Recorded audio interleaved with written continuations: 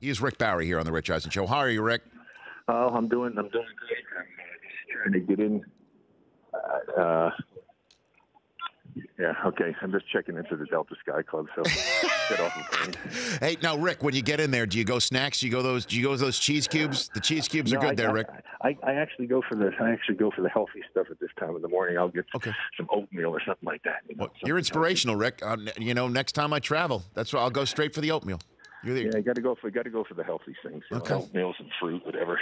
So what do you make of your Warriors so far here, Rick? What are you thinking about their chances should Kawhi Leonard come back in this series, Rick? Well, I don't think there's any way that they should lose to San Antonio with Kawhi out. I mean, yesterday was a perfect indication of what can happen.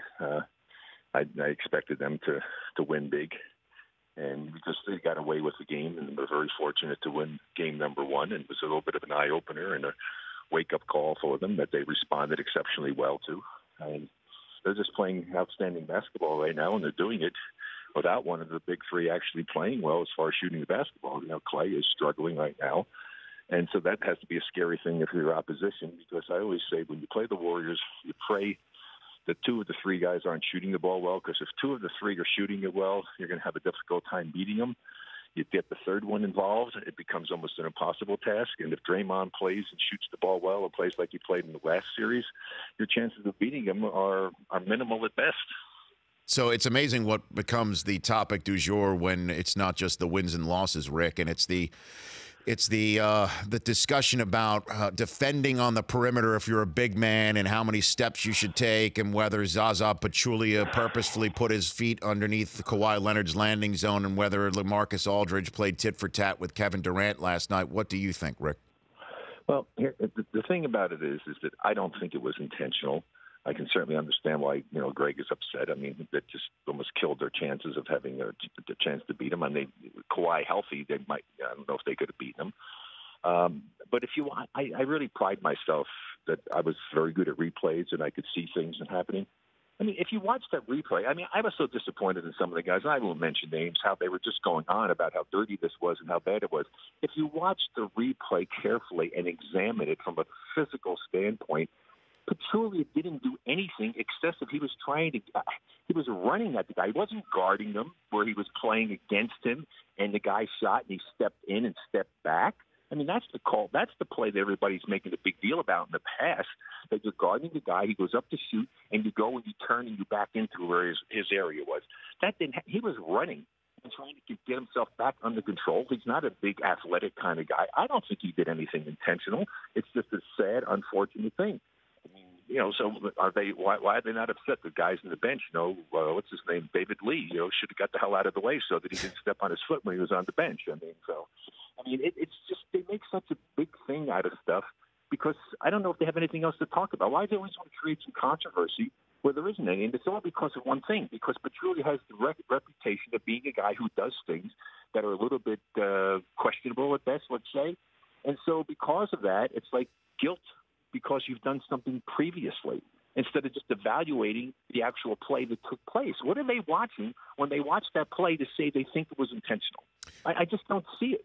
Well, it does look like, just giving the point of view of those who would counter, despite their not having Hall of Fame status, that it does look like Pachulia takes one extra step towards. He was trying to gather himself after momentum. His momentum was carrying forward. He took a step to go. He took it, and he just went and took a back step to go and pushed to go back down the court. He had no idea where Kawhi was. His head wasn't even looking at him. His face, his eyes weren't even on him. Mm-hmm. So how does he know where his feet were coming down or anything? It was just a fluky, unfortunate thing that happened. I wish it hadn't happened. I feel badly for Kawhi. I feel badly for Pop and the Spurs. I'd like to see teams at their best playing. I want to see a game like last night. It was a joke. That game was over at halftime. What do you think the Celtics' chances are here, which is very rare to say that about the team that's seeded higher, actually, in an Eastern Conference Finals? But what do you think about that, Rick? Yeah, they got some issues, too. They have to hope that maybe Cleveland's a little rusty in game number one and try to find a way to get that one. And I hate the term these guys use. They're going to steal one. Who came up with that term? In my life, I never stole a game. What is that term, steal a game? You earn a game victory by going out and playing well and doing the things you have to do.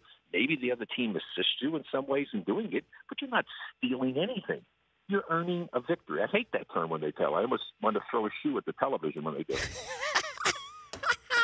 I'm glad I didn't use the term then, Rick. But no, I never use that anyway. But it wouldn't be stealing a game, obviously, but it would be, I guess, winning a 7-game series that folks believe that some fortune would have to smile upon them to get it done.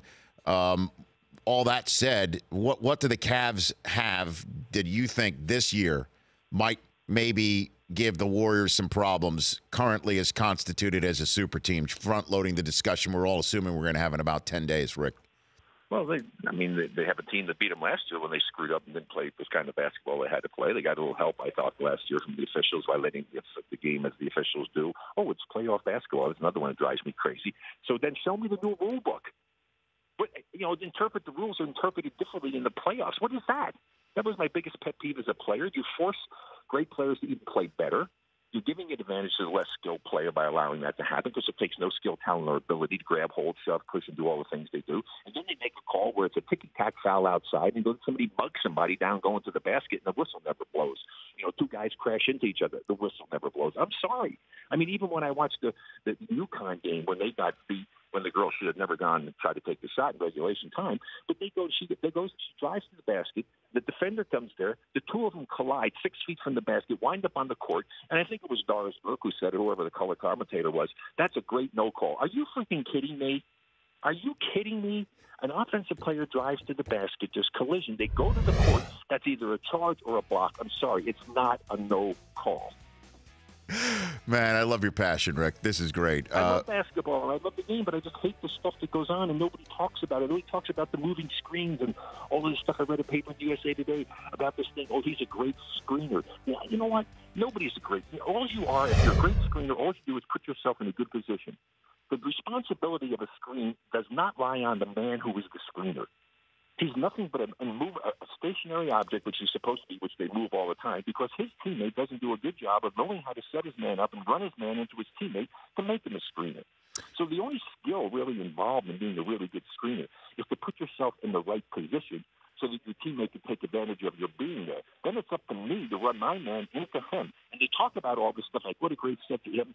Even the coaches, when they talk about it, and they move all the time because the man doesn't do a good job and say, oh, you got to set a screen. Well, you're not setting anything. You're just standing there, and that's what happens. They think they have to set a screen so the guy does a lousy job, so now he moves. How many times did they move? I stopped doing it. 2 seasons ago, I counted in one playoff game 59 moving screens that weren't called.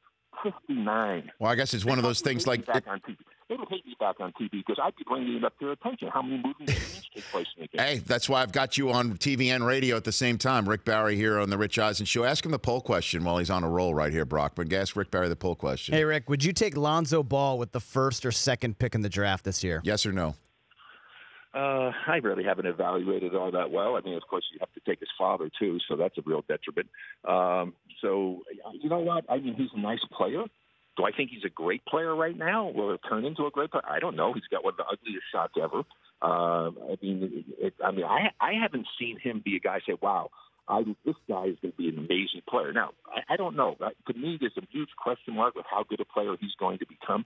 I feel sorry for the guy that his father's put in this situation that he always asks that question about his father, that his father becomes more of a story than he does.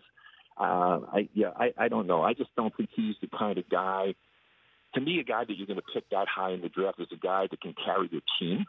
I don't know if he's a guy that can carry the team. If you needed a guy to go out and get you 30 points to help you win the basketball game, could he be the guy to do it? I don't know. I don't see that.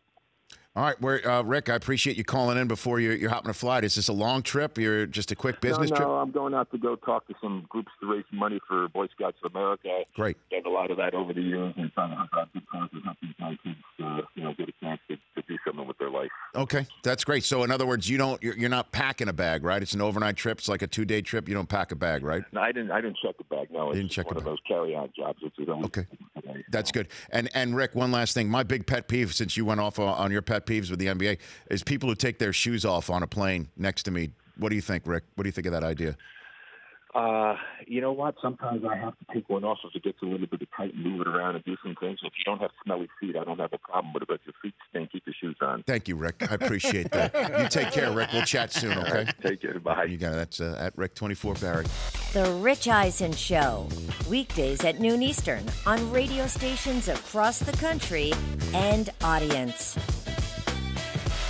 If you like that video, be sure to download our app, and I'll be sure to move Week 6 games to Saturday for that wedding you have to go to.